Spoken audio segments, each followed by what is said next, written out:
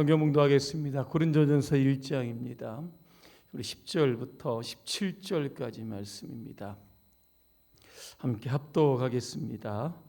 형제들아, 내가 우리 주 예수 그리스도의 이름으로 너희를 권하노니 모두가 같은 말을 하고 너희 가운데 분쟁이 없이 같은 마음과 같은 뜻으로 온전히 합하라. 내 형제들아, 근로의 지편으로 너희에 대한 말이 내게 들리니 곧 너희 가운데 분쟁이 있다는 것이라. 내가 이것을 말하거니와 너희가 각각 이르되 나는 바울에게, 나는 아볼로에게, 나는 게바에게, 나는 그리스도에게 속한 자라 한다는 것이니 그리스도께서 어찌 나뉘었느냐? 바울이 너희를 위하여 십자가에 못 박혔으며 바울의 이름으로 너희가 세례를 받았느냐? 나는 그리스도와 가이오 외에는 너희 중 아무에게도 내가 세례를 베풀지 아니한 것을 감사하노니 이는 아무도 나의 이름으로 세례를 받았다 말하지 못하게 하려 함이라. 내가 또한 스데바나 집 사람에게 세례를 베풀었고 그 외에는 다른 누구에게 세례를 베풀었는지 알지 못하니라. 그리스도께서 나를 보내심은 세례를 베풀게 하려 하심이 아니요 오직 복음을 전하게 하려 하심이로되 말의 지혜로 하지 아니함은 그리스도의 십자가가 헛되지 않게 하려 함이라. 아멘. 고린도 교회 분쟁이라고 하는 주제로 말씀을 드리겠습니다. 인사하겠습니다. 할렐루야. 아멘. 여러분과 인사하겠습니다. 분쟁하지 말고 하나가 됩시다. 자, 오늘부터 고린도전서를 강의하려고 합니다. 먼저 고린도라고 하는 지역의 특성을 말씀을 드립니다. 고린도 지역은 항구 도시이며 무역의 도시이며 상업의 도시입니다. 그러니까 도시 자체가 굉장히 부유합니다. 자, 물질이 많으면 나타나는 특징이 뭡니까? 도덕적 부패, 우상 숭배, 이런 음란, 이런 것들이 굉장히 많이 성행했던 지역이 바로 고린도라고 하는 지역입니다. 그래서 그 고린도 사람이다 이렇게 이야기하면 사치하고 방탕한 사람, 이렇게 관용적인 표현으로 사용된다는 겁니다.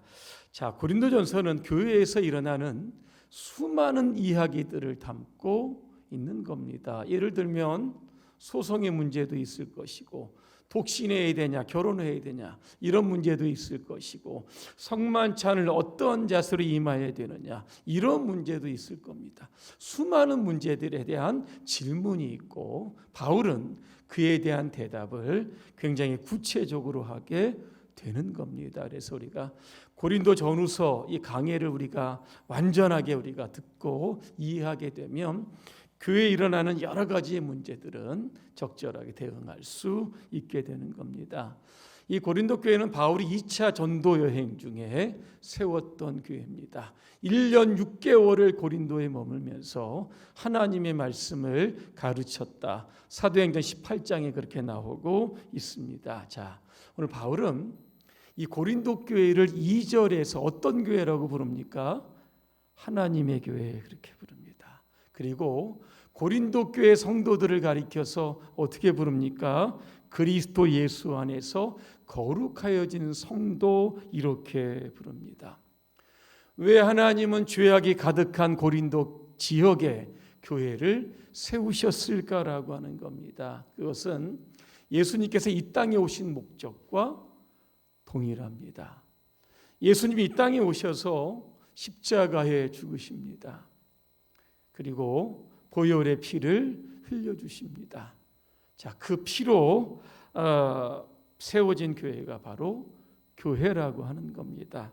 그래서 누가복음 5장 32절에 보니까 죄인을 부르러 온 것이 의인을 부르러 온 것이 아니요 죄인을 불러 회개시키려고 오셨다 그랬습니다.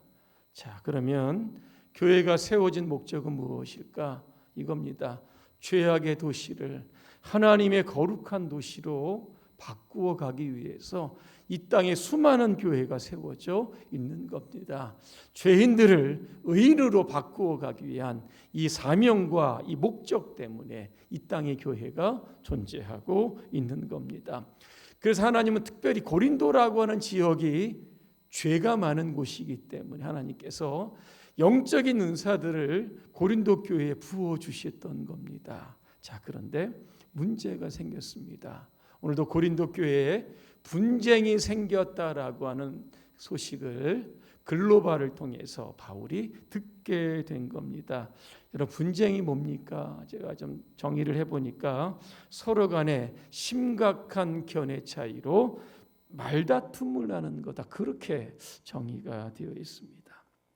모일 때마다 이런 말다툼이 있다라고 했을 때 결국 교회는 잠잠할 날이 없었다는 겁니다. 여러분, 죄악의 도시를 하나님의 도시로 바꾸어가는 이 역사적인 사명을 띠고 교회가 세워졌는데 내부적으로 싸우고 있는 겁니다. 자, 이런 분쟁은 고린도 교회 안에 4가지의 당파를 만들어냈습니다. 바울파, 아볼로파, 게바파, 그리스도파. 이제는 개개인이 싸우다가 안 되니까 나랑 입장을 같이 하는 사람들끼리 그룹을 지어가지고 당을 만들어가지고 4개의 당파가 교회 안에서 분쟁했다, 갈등하고 싸웠다라고 하는 겁니다. 자, 그러면 왜 교회 안에 이렇게 분열이 일어나고 분쟁이 일어났을까?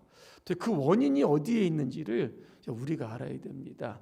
여러분, 이솝우화 중에 보시면 4마리의 황소 이야기 여러분 잘 아실 겁니다. 4마리의 황소가 사이가 좋았다고 합니다. 좋은 풀을 만나면 혼자 먹지 않고 같이 불러서 풀을 뜯어 먹게 됩니다. 위험한 일이 발생하게 되면 4마리가 동시에 달려들어서 이 문제를 해결했다라고 하는 겁니다. 그런데 이 황소들을 잡아먹기 노리는 사자가 한 마리 있습니다. 아무리 사자가 백수의 왕이라고 할지라도 4마리의 황소를 한 번에 이거 쓰러뜨리기에는 역부족이었던 겁니다. 그래서 사자가 머리를 조금 씁니다. 자, 4마리가 모여 있다가 3마리가 떠나고 1마리가 뒤에 조금 뒤져졌을 때 그 사자에게 다가가서 이렇게 이야기합니다. 다른 사자들이 그러는데 너 풀 엄청 먹는다더라. 이렇게 흉을 보는 겁니다. 그러면서 또 다른 사자들에게 접근하는 겁니다. 다른 황소들이 그러는데 넌 덩치도 작고 힘이 약해서 별로 쓸모가 없다는데 내 뿔이 너무나 못생겨서 참 보기 싫다던데, 이렇게 사이를 이간질시키며 거짓말을 시키게 되었다는 겁니다. 그러는 사이에 황소들은 제 갈 길로 뿔뿔이 흩어지게 되었다는 겁니다. 그때 사자가 그냥 1마리씩 해치웠다는 겁니다. 여기 사자는 누구일까를 한번 생각해 봅니다. 베드로전서 5장 8절입니다. 근신하라, 깨어라, 너희 대적마귀가 우는 사자같이 두루 다니며 삼킬 자를 찾는다 그랬습니다. 사탄이라고 하는 존재를 우는 사자로 표현했다는 겁니다. 여러분, 사탄이 하는 일이 뭡니까? 제가 찾아봤습니다. 요한복음 8장 44절에 보니까 살인합니다. 거짓말합니다. 계시록 12장 10절에 보니까 참소한다라고 되어 있는데 헐뜯는다는 겁니다. 우리의 동료들을 헐뜯는 자, 우리 하나님 앞에서 밤낮으로 그들을 헐뜯는 자가 쫓겨났다 그랬습니다. 이게 사탄입니다. 욥기 1장에 보니까 서로 비방하게 만듭니다. 요한복음 13장 2절에 보니까 가룟 유다의 마음에 사탄이 들어갑니다. 그러면서 예수를 팔 생각을 집어넣었다. 끊임없이 죄를 지어서 죄짓게 충동질하는 게 바로 이 사탄이라고 하는 겁니다. 그러니까 사탄은 결국 성도를 분열시킵니다. 그 서로가 원수가 되게 만드는 이 역할을 하는 것이 바로 이 사탄이라고 하는 겁니다. 그래서 예수님은 이 사탄의 전략을 아셨기 때문에 마지막 제자들이 모인 가운데서 이런 기도를 하게 됩니다. 요한복음 17장 11절입니다. 거룩하신 아버지, 아버지께서 내게 주신 아버지의 이름으로 그들을 지켜 주시옵소서. 우리가 하나인 것 같이 그들도 하나가 되게 하여 주시옵소서 그랬습니다. 예수님 승천하신 이후에 제자들만 남을 거 아닙니까? 그러면 그들이 하나가 되어 복음 사역에 최선을 다해야 되는데 이리저리 갈라지고 흩어지고 분열하게 되면 하나님의 그 믿음의 역사, 구원의 역사를 써갈 수 없게 된다는 겁니다. 에베소서 4장 3절입니다. 평안에 매는 줄로 성령이 하나 되게 하신 것을 힘써 지키라 그랬습니다. 지금도 사탄은 교회 안에 들어와서 끊임없이 교회를 분열시키고 분쟁하게 만듭니다. 하지만 예수님은 하나님 보좌 우편에서 오늘 저와 여러분들과 이 땅의 교회를 위해서 기도하는 겁니다. 저들이 하나가 되게 해 주시옵소서. 성령님도 우리 안에 계셔서 서로의 마음들을 서로 터치하시는 겁니다. 분열하지 말고 하나가 되라. 그래서 이것을 힘써 지킬 것을 오늘도 요청하고 계시는 겁니다. 그러면 바울이 고린도 교회 이 분쟁을 해결하기 위해서 10절 말씀해 보니까 세 가지를 제안을 합니다. 첫 번째는 같은 말을 해라 그랬습니다. 성도는 자신의 말을 버리고 예수님의 말을 해야 하는 겁니다. 자, 그러면 교회는 같은 말을 할 수 있습니다. 자, 요한복음 3장 34절입니다. 하나님이 보내시는 이는 하나님의 말씀을 하나니 이는 하나님이 성령을 한량없이 주십니다. 자, 요한 1서 4장 5절과 6절을 한번 다시 읽어드립니다. 그들이 세상에 속한 거로 세상이 속한 말을 하며 세상이 그들의 말을 듣느니라. 우리는 하나님께 속하였으니 하나님을 아는 자는 우리의 말을 듣고 하나님께 속하지 아니하는 자는 우리의 말을 듣지 아니하나니 진리의 영과 미혹의 영을 이로써 안다 그랬습니다. 뭔 말입니까? 세상 사람들이 하는 이야기와 오늘 우리들이 하는 이야기가 다르다는 겁니다. 여러분 세상에 나가서 복음의 메시지를 여러분 외치시기를 바랍니다. 이해할 수 있습니까? 듣습니까? 잘 안 듣습니다. 코드가 틀리고 영이 틀리기 때문에 아무리 해도 잘 이게 소통이 잘 안 되는 겁니다. 제가 설교를 한번 예로 들어보겠습니다.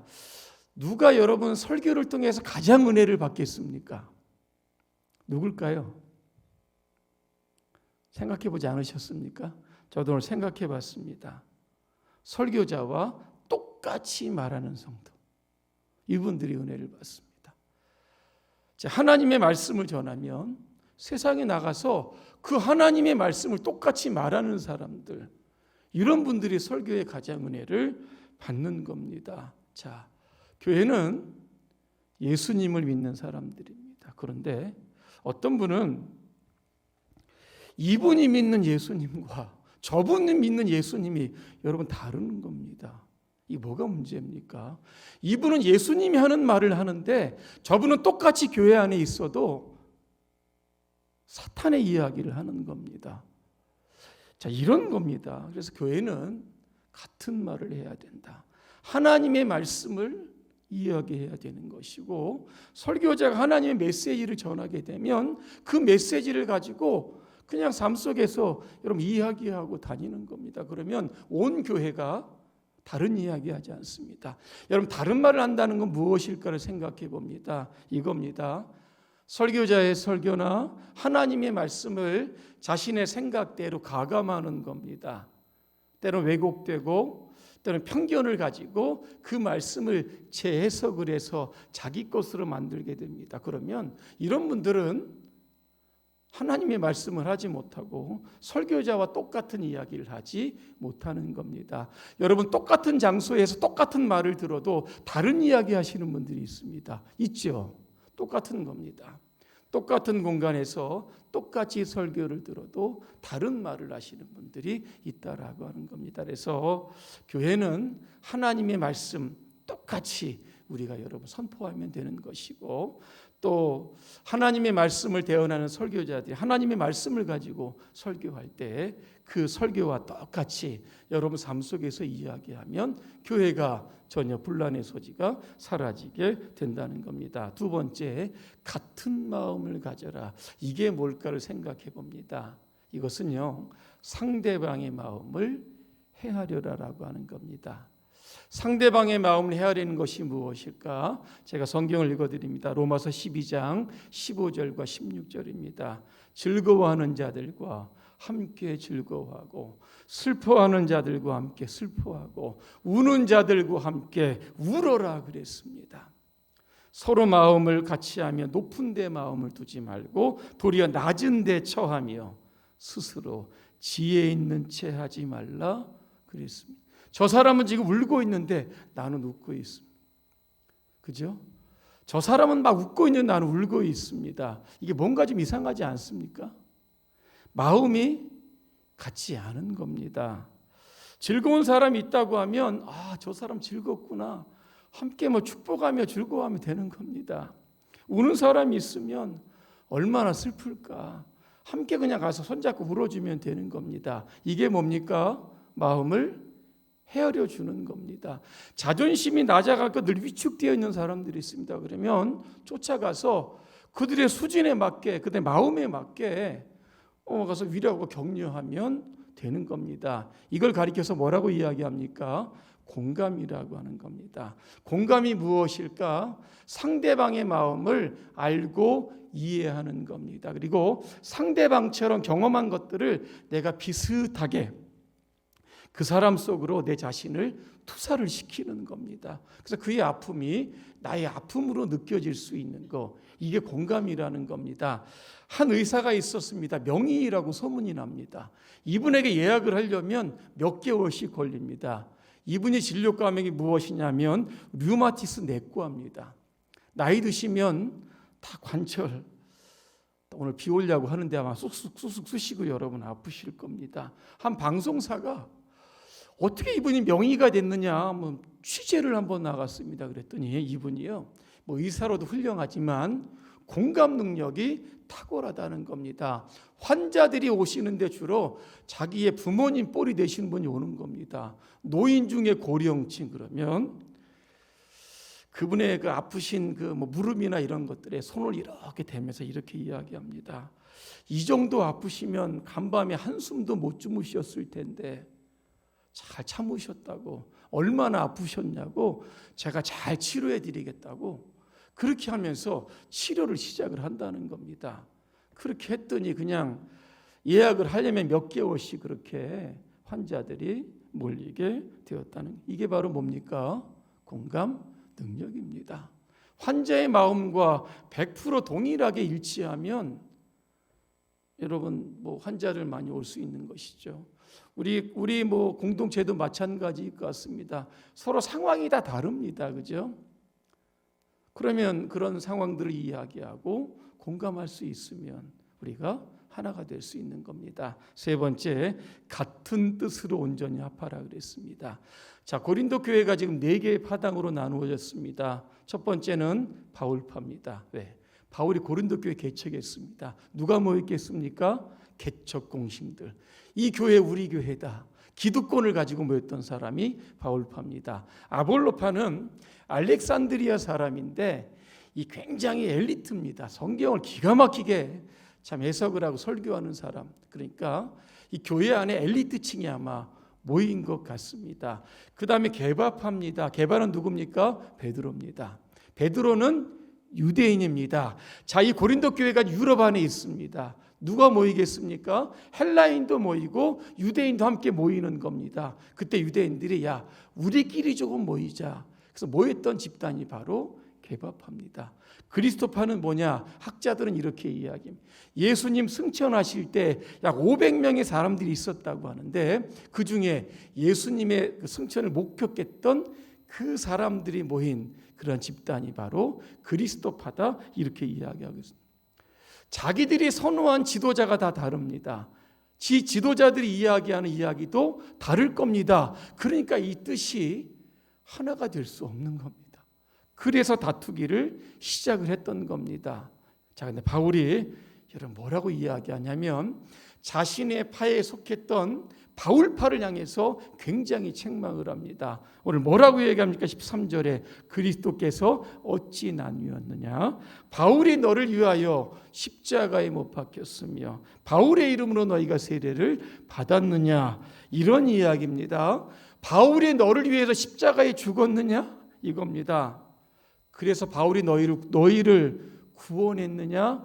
그래서 고린도 교회가 바울의 교회냐? 지금 이거 이해하는 겁니다. 아볼로도 마찬가지고 게바도 마찬가지입니다.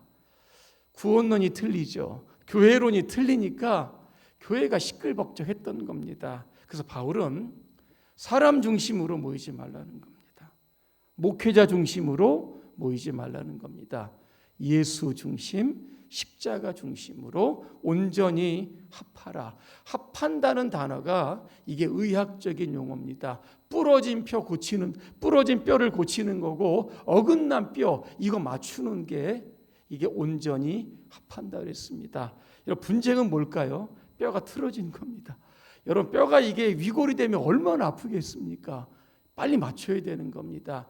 자, 고린도 교회가 4개로 분열이 되었다. 얼마나 그 안에 신앙생활하는 사람들이 고통스러웠는지를 우리가 알게 되는 겁니다. 그래서 빨리 이 분열의 문제를 해결하고 주님의 몸된 교회를 좀 건강하게 만들어라 해서 온전히 합하라 이런 단어를 의도적으로 쓴 겁니다. 결론입니다. 여러분 비빔밥 좋아하십니까? 배고프시죠? 된장에다 비빔밥 드시면 굉장히 좋은데 어떤 분이 이 비빔밥을 굉장히 잘 표현을 한 글이 있어서 제가 한번 읽어드립니다. 맛있는 비빔밥은 밥으로만 만들 수 없다.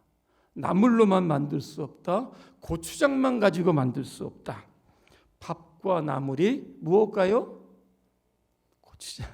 입맛 따시는 분이 있는데 이게 잘 비벼져야 가장 맛있는 비빔밥이 된다. 자, 인간이라고 하는 여러분 한자를 한번 생각해 보시길 바랍니다. 사람 인자에다가 쓴자를 쓰는데요. 이분이 그 인간이라고 하는 이 단어를 한자를 이렇게 표현합니다. 인간은 사람으로만 완성되지 않는다. 사람과 사람 사이가 잘 어우러져야 인간이 된다. 나라는 사람과 너라는 사람을 연결하는 문에 서로 햇살을 비추는 사이가 되어야 비로소 인간이 된다. 한자 정말 잘 풀어놓은 거 여러분 같습니다. 그래서 옛부터 사람이 어떤 사람이냐라고 그런 것을 보게 되면 인간이 된 사람인지 안 된 사람인지를 판단할 수 있다.